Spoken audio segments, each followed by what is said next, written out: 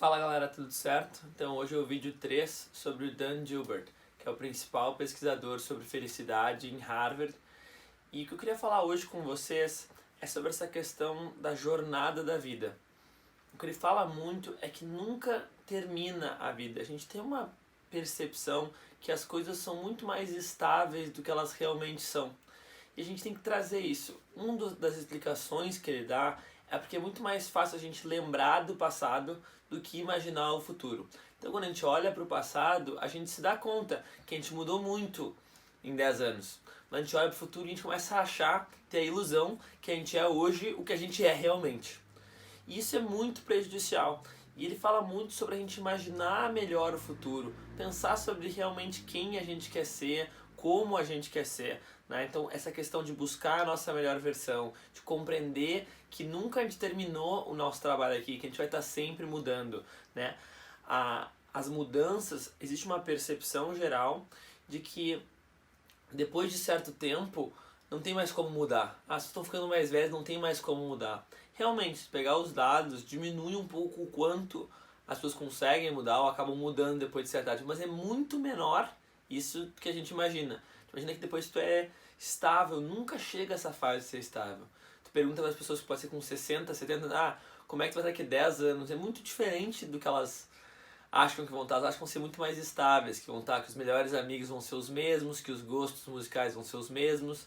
Então se a gente conseguir ser mais racional e humilde também, né? Que a gente perceber que a gente está sempre mudando, sem ficar ansioso para o futuro, né? Mas de alguma maneira ficar animado, excitado de que vai fazer coisas diferentes a todo momento. Então, o que o Dan fala muito é sobre a neuroplasticidade, né? Que é essa capacidade do nosso cérebro de estar sempre mudando, que a gente não é estável, que independente de a gente ter vivido 20 anos com um hábito, a gente sempre pode mudar. É importante a gente entender isso não só intelectualmente, como praticar. Quais são esses novos hábitos que eu quero fazer, aonde eu quero me testar, o que eu quero mudar. Ele fala muito do autoconhecimento, da importância disso. Ele, como um cientista de Harvard, usa muito o teste chamado Five Personality Traits, né? As características psicológicas padrão, que é muito que o Jordan Peterson, que é um psicólogo mais famoso do mundo hoje, usa também como forma de autoconhecimento, de pesquisa. É importante perceber aonde que a gente é mais aberto, quais são as nossas principais virtudes. Então eu acho que sempre os testes de personalidade é uma ferramenta para aumentar o nosso autoconhecimento e deve ser usado dessa forma. Eles não nos definem, mas eles nos ajudam a nos conhecer um pouquinho melhor, aonde que a gente quer se melhorar, que coisas que a gente é bom e a gente quer explorar e assim por diante. Essa ideia que o Dan está tentando terminar, né, com a pesquisa dele, essa ideia de felizes para sempre. A ideia acabou a história, então foram felizes para sempre. Como se tivesse uma continuidade meio que perfeita, uma estabilidade que, na verdade, se tu olhar cientificamente para os dados, ela não existe. Isso não acontece, nunca aconteceu e não acontece com ninguém.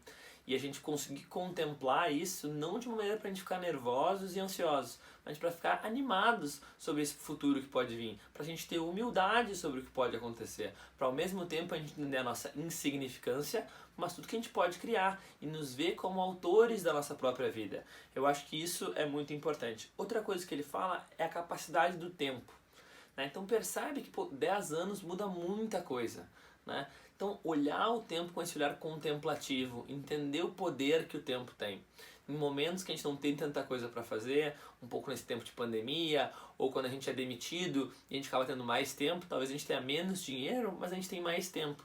E tempo, a Laura, que é uma pesquisadora do Yale, fala muito que faz aquele curso da Coursera, que é o curso mais vendido da Coursera de todos os tempos, que é de psicologia positiva. Ela fala muito sobre isso, sobre time affluent, as pessoas que são ricas em tempo, que tem muito tempo, e tempo é dinheiro, tempo é tempo para tu aproveitar a vida, fazer as coisas que tu quer e como que tu vai utilizar isso.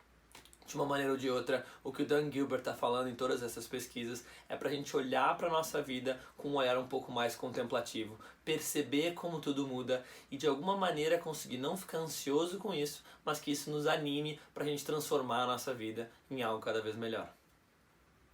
É isso por hoje.